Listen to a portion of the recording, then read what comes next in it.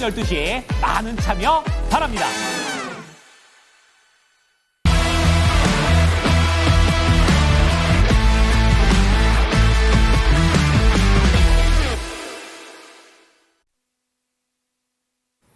네, 프로의 시선입니다. 글로원 파트너스의 이성웅 인사 함께 해볼게요. 이사님 어서 오십시오. 네, 안녕하십니까. 네, 지수는 괜찮은데 약간 속내는 조금 시끄럽기도 한 시장입니다. 어떤 주제로 얘기 나눠보게 될지 함께 확인해 보실까요? 네, 오늘의 주제는 2월 국내 해외 시장의 체크포인트 짚어드리겠습니다. 월초인데 지금 약간의 심란한 뉴스들도 나오고 있고 그런데도 우리 시장 꽤 강한데 라는 생각들 많이 하고 계실 것 같거든요. 전반을 어우러서요. 2월 한 달을 어떻게 내가 전략을 짜고 대응하면 좋을지 이 시간에 큰 힌트 얻어 가실 것 같습니다. 일단은 그러기 위해서는요. 미국을 먼저 봐야 되겠죠. 미국 시장 요즘에 어떻게 움직이고 있을까요? 미국 시장 같은 경우는 최근에 로테이션이라는 표현을 하고 싶어요. 수단매 국면에 위치를 하고 있습니다. 딥시크가 출연하고 나서 테크 관련된 종목들이 동반해서 조정이 나타났었어요. 그런데 이 와중에 시장 속에서는 우선 온디바이스 AI란 게 다시금 부각되는 상황이에요. 디바이스의 수요 같은 경우가 올라올 수 있다 보니까요. 그래서 이를 놓고 중국에서는 또 이구환 신정책이라고 해서 작년 같은 경우는 화학 쪽, 타이어 코드, 차량의 교체 같은 경우를 진행을 하면서 타이어 코드의 수요가 늘었다라고 하면은 지금은 스마트폰 쪽에 수요 같은 경우가 늘고 있는 상황입니다. 그렇다 보니까 레거드 반도체라고 하죠. 디램이라든지 낸드 같은 경우가 더 이상 여기에서 과공급 상황 같은 경우가 지속될까라는 의문이 시장에 존재하는 상황이고요. 그렇다 보니까 대형 반도체주 같은 경우가 어느 정도 실적에 대한 저점은 나오지 않았냐라는 게 시장의 컨센서스예요. 네. 그렇다 보니 미국 시장 안에서도 엔비디아 같은 경우가 고점 대비해서 조정이 나오고 아직 절반은 회복하지 못했지만 그래도 반등세가 나타나고 있고 레거드 반도체라든지 HBM과 관련해서 어플라이머티라든지 아니면은 캠텍, KLA 이런 종목들 같은 경우가 다시금 반등이 나오고 있는 상황이에요. 다만 이게 소프트웨어군들 같은 경우가 미국에서도 확실히 강해요. 팔란티어 같은 경우는 추세 상승이 이어지고 있고, 그다음에 작은 소프트웨어 종목들 같은 경우도 시장에 이제 하드웨어 대비해서는 또 장비주들 대비해서는 강세를 나타내고 있거든요. 네. 그래서 이러한 시장 테크주의 로테이션이 한 축을 맡고 있고, 그렇다 보니까 나스닥, 필라델피아 반도체 지수 같은 경우도 아직 추세에 대한 부분을 강하게 돌리지는 못했지만 상승 국면에 위치를 하고 있습니다. 거기 더해져서 산업재 쪽 같은 경우는 소형모들 원전이 확실히 강한 모습이에요. 오클로라든지 뉴스케일 파워 같은 경우, 특히 오클로는 연일 신고가를 갱신하는 모습이 연출이 되고 있는 상황이고, 그다음에 뉴스케일 파워 같은 경우는 어제 오클로보다 주가가 한 단계 강한 모습을 우리가 볼 수가 있었고, 그다음에 미국에서 LNG 수출 같은 경우가 늘어난다라고 하면 아직 뚜렷하게 이 조짐은 보이고 있지는 않아요. 네. 근데 정책적인 측면에서 LNG 수출을 늘린다라고 했다 보니까 뒤에 부각될 수 있는 쪽은 옥시덴타 페트롤리움 이런 종목들 같은 경우 화학 기반의 종목인데 여기에서 LNG 수출이 늘어났을 때 탄소 포집과 관련된 부분의 사업을 이제 가동을 올해 중반부터 시작을 할 수가 있어요. 그러면 이런 종목들 또한 주가가 많이 빠져 있는 상황이다 보니까 시장 쪽에서 좀 부각될 수 있음을 열어둡니다. 결론은 뭐냐면 테크주가 하나의 축으로 지금 시장에서 나스닥 지수를 견인하고 있고, 산업재 쪽에서는 소형모듈 원전, 그다음에 화학당 같은 경우는 턴어라운드 기점을 올해 원년으로 보고 시장에서는 좀 바라보고 있는 상황입니다. 네, 그러면은 이런 추세가 지금 테크주의 로테이션하고 SMR 쪽 강하다고 해주셨잖아요. 신고가도 나오고 한다고 하셨는데 2월 내내 이런 추세를 저희가 확인할 수가 있겠습니까? 아무래도 이 추세는 이어질 가능성이 높아요. 왜냐하면 이게 미국 시장 같은 경우 속에서는 지금 지수 같은 경우가 관세 우려로 조정이 나타난다 하더라도 미국에게는 불리한 상황이 없다 보니까 이러한 국면은 좀 이어질 수 있을 것으로 보이고, 그다음에 2월 기점 같은 경우가 미국에서 자사주 매입이 단행이 되는 측면이 있어요. 2월 초 같은 경우는 그런데 2월 중반으로 가서는 이게 마무리가 되다 보니까 수급 공백이 있어요. 그래서 그 수급 공백이 있는 기간대에는 실적주 같은 경우가 실적의 방향이 어떻게 나오는지 그 여부에 따라서 주가 흐름은 좀 갈릴 수 있어 보이고 매크로를 본다라고 하면 좀 인플레이션 이런 부분이 야기되지 않아야지 당연히 미국 시장에게는 유리할 수 있겠습니다. 하나만 더 여쭤보면은 테크주들은 범위가 너무 많으니까요. 지금 소프트웨어 진영하고 하드웨어 진영의 힘겨루기가 진행이 되고 있는데 네. 어느 쪽이 이사님은 유리하다고 보세요? 올해 같은 경우는 소프트웨어 진영이 유리하기는 합니다. 이게 팔란티어의 주가를 보더라도 지금 바로미터로 이제 우리가 작년, 재작년에는 생성형 부분 같은 경우에서 하드웨어가 부각됐다라고 하면 여기에서 캐펙스 투자를 회수하는 시기죠. 회수에 대한 욕구가 존재하는 시기다 보니까 소프트웨어 관련주에 무게를 두고 좀 볼 수가 있고요. 다만 또 하드웨어 같은 경우도 가격 메리트가 발생을 하면 그 속에서 수급이 유입될 수 있다 보니까 현재는 소프트웨어가 유리한데 네. 하드웨어 같은 경우도 가격 메리트가 들어왔을 때는 충분히 접근이 가능하다는 점을 열어두겠습니다. 하드웨어도 그럼 트레이딩으로 활용하면서 가면 되겠네요. 네, 그런 투자 아이디어를 또 얻어볼 수가 있을 것 같습니다. 국내 증시도 생각보다 강하지 않나요? 이사님 잘 올라오는 것 같아요. 네. 국내 증시 같은 경우도 우선은 최근에 실적 추이를 계속 보고 있어요. 그런데 방산주 같은 경우가 실적이 예상외로 좋았다 보니까 방산주가 시세 연속성이 좀 나타난 하나의 축이 있고 네.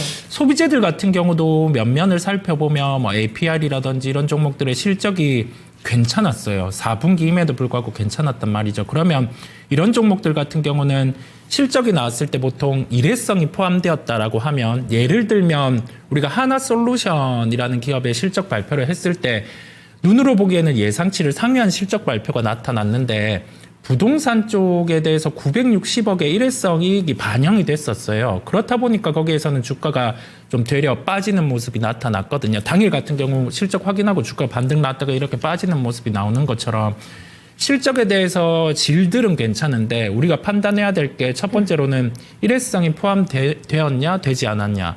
두 번째로는 단지 한 분기만의 실적이 좋은 게 아니라 실적에 대한 연속성이 답보가 되는지 그런 부분을 감안해서 보면 여기에서 조선주 같은 경우는 이제는 실적으로 또 나오는 단계인데 여기에서 분기 실적의 증익이 계속 이루어지고요. 또 턴어라운드 기점을 여겨 봤을 때는 IT 같은 경우도 여기에서 실적이 더 이상 나쁜 요인은 없어요. 네네. 그래서 시장에서는 한 축, 어닝 서프라이즈 종목 한 축, 그다음에 턴어라운드 종목 한 축, 이런 식으로 좀 주목을 할 것으로 보입니다. 실적 시즌을 지나가면서 어떤 실적의 어떤 겉모습만 볼 게 아니라 속도 잘 확인해야 된다는 게 포인트가 될 것 같아요. 그래서 이제 일회성 요인이 포함이 돼 있는지 안 돼 있는지 그 여부 확인해 보자고 얘기해 주셨고요. 중요한 건 진짜 중요한 건 연속성일 것 같아요. 이사님 말씀해 주신 일회성이냐 아니면 계속 좋아질 것이냐 올해에 대한 뷰까지 함께 내놓게 되면서 그런 것도 저희가 체크하게 되잖아요. 이 두 가지 조건을 다 포함하면서 올해까지도 이어갈 수 있는 어닝 섹터는 어떤 쪽으로 압축하면 좋을까요? 올해까지 이어갈 수 있는 어닝 섹터 같은 경우는 네. 소비재 쪽에서는 파마리서치 같은 종목, 계속 네네. 미용에 대한 부분은 국내, 국외 이렇게 존재하다 보니까 그 다음에 마진 구조가 잘 갖추어졌다 보니까 이런 종목들 같은 경우는 실적에 대한 단계 레벨업을 확인하고 계속 주가는 긍정으로 흘러갈 수 있겠고요. 중국 경기 좋아지면 더 여기 탄력 붙을 수 있는 거죠? 이런 쪽은. 아무래도 이런 쪽은 네. 또 만약에 국내로 해외 관광객들이 들어오는 게 점증된다라고 하면 실적에 대한 부분은 매출에 대한 볼륨이 늘어날 수 있다 보니까 좀 긍정이라고 함께 좀 여겨볼 수 있겠습니다. 네, 알겠습니다. 방산도 올해 계속 기대 가능해요, 이사님? 방산은 네. 이게 재건 쪽이 강하게 드라이브가 걸리면 네. 주가에 부침은 있을 수 있지만 이게 실적에 대한 부분이 일회성이 아니다 보니 여기에서 재건과 크게 동행할 수는 없지만 실적에 대한 실적 시즌이 도래했을 때는 계속 주가 반응이 위로 나타날 것으로 보입니다. 그래서 방산주들 같은 경우도 여전히 좀 관심에 놓고 좀 살펴볼 필요가 있음을 말씀드려요. 다만 네. 주가들이 지금 보면 하나에어로스페이스, 현대로템 실적 발표를 하고는 주가가 레벨업이 됐다가 살짝 무거워져 있는 상황이거든요. 조정에 대한 타이밍을 기다리면 네. 또 좋은 기회를 줄 것으로 보입니다. 재건의 힘이 크게 죽지는 않을 거라고 보시는가 봐요. 그렇죠?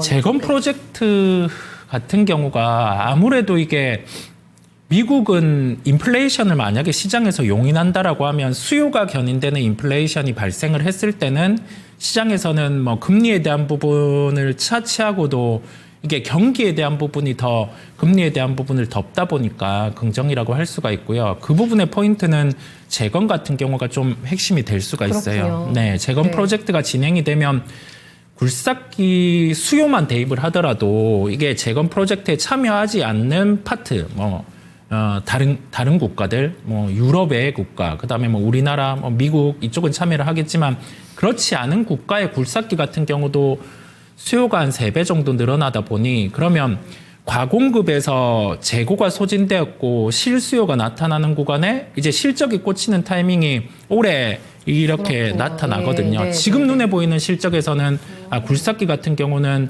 재고에 대한 부분에 우려가 있고 캐터필라 컨콜에서 그런 얘기를 했죠.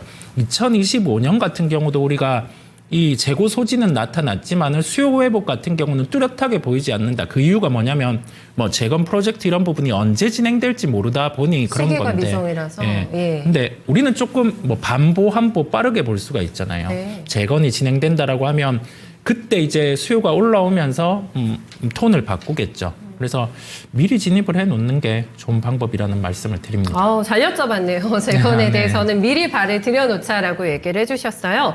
그렇다면 미국과 국내 나눠서 조금 봐주실까요? 2월장의 핵심 포인트는 어떻게 봐야 됩니까?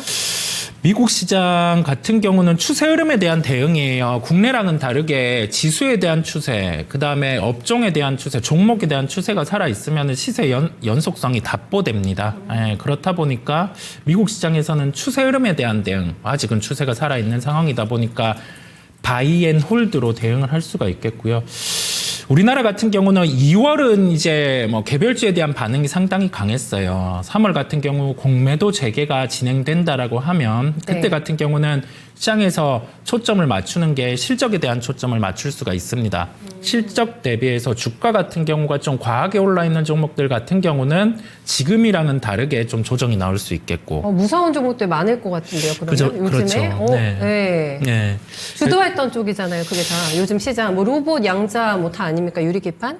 그렇긴 네네. 한데 이런 종목들 같은 경우는 그 정부의 정책, 네. 대기업의 투자, 그다음에 시장 규모, 로봇에 대해서 휴머노이드 로봇이 나타났을 때 시장 규모, 양자는 좀 멀기는 하지만 이게 프로젝트 같은 경우에 허들을 하나씩 넘어섰을 때 열리는 시장 규모, 네. 자율주행 시장 규모 이런 거를 대입을 해봤을 때 이런 종목들은 공매도의 타겟이 되기는 쉽지 않아요. 왜냐하면 밸류에이션 같은 경우를 미리 2년, 3년 뒤 상용화가 된 시점을 가지고 와서 주가에 반영을 해놨기 때문인데요. 네. 근데 이런 종목들 또한 과한 오버페이스라고 하죠. 만약에 상용화가 된 시점을 고려를 해봤을 때 로봇은 시장에서 옵티머스 기준으로 한 1경 정도의 시장. 그러면 여기에서 우리가 나머지 기업들 같은 경우는 한 1000조 이런 식으로 나눠보면 마진은 한 5%를 잡아봐요. 그랬을 때는 1000조는 좀 되게 크기는 한데 조금 더 줄여서 그런 사항들을 살펴보면 하나의 기업 같은 경우가 한 1000억 정도의 영업이익은 기본으로 개런티가 돼요. 그러면 시가총액 기준으로 봤을 때는 3조에서 5조 이 정도의 당위성은 기본으로 생기거든요. 오버페이스 나타나면 10조 이상 이런 식으로도 갈 수가 있는데 그 상용화가 되지 않은 시점에 오버페이스가 간다라고 하면 공매도의 타겟은 될 수 있어요. 그런데 지금의 단순한 매출이나 영업이익을 놓고 이게 비싸다라는 관점으로 접근하기에는 앞단에 시장의 규모, 그다음에 정부 정책, 투자 이런 부분의 규모가 크기 때문에 네. 공매도의 타겟이 될 가능성은 현재 주가 수준으로는 좀 낮습니다. 그렇지 않다. 아우, 다행입니다. 이쪽이 요즘에 포트 수익 다 담보해주고 그죠. 있는 쪽이기 때문에 공매도 주의하셔야 될 것 같습니다만은 타겟이 될 종목과 그렇지 않은 종목을 조금 구분해서 보셔야 될 것 같아요. 마지막으로 저 시간이 많지는 않은데 미국하고 국내 또 나눠서 봐야 되겠는데요. 네. 미국에서는 추세 대응하자고 얘기해 주셨기 때문에 거기에 해당하는 섹터를 좀 점검을 해봐야 될 것 같고 국내는 또 어떻습니까? 미국은 LNG 부분이죠. 에너지와 네. 관련된 부분에 수요 견인이 나타날 수 있다 보니까 이 부분을 하나 짚고 가고 여전히 소형모듈 원전은 긍정입니다. 그 다음에 테크주들 같은 경우 소프트웨어 중심 하드웨어 가격 메리트가 나타났을 때 보는 거고요. 국내 시장 같은 경우는 관세에 대한 무풍인 엔터, 그 다음에 가격 메리트가 있는 대형 테크, 그다음에 우리나라 또한 뭐 산업재 쪽이죠. 조선, 그다음에 피팅 이런 쪽 같은 경우는 좀 관심을 갖고 여전히 살펴보시면 된다라는 네. 말씀을 드립니다. 국내 테크는 가격 메리트는 대형을 보라고 해주시네요. 네. 대형을 봐야 됩니까? 테크? 네, 삼성전자 같은 경우가 뭐 가격 메리트는 있는 구간이다 보니까 한쪽으로 놓고 네. 여기에서 부품 소재 먼저, 부품 소재주 먼저 같이 플레이하고 추후에 이제 장비 반입이 뭐 하이닉스의 하나의 파트, 그다음에 삼성전자의 뭐 평택 하나의 파트 들어간다라고 하면 그때는 장비주까지 좀 함께 반응할 수 있음을 열어둡니다. 네, 알겠습니다. 또 잘 오늘 분석 들었습니다. 고맙습니다. 네, 감사합니다. 네, 2월장에 미국은 추세 대응으로 가보자라고 얘기하면서 핵심 섹터를 언급해주고 있습니다. 현재까지 강했던 종목의 추세가 이어질 것 같네요. 네, 그런 쪽에서 투자 기회를 엿보시면 될 것 같고요.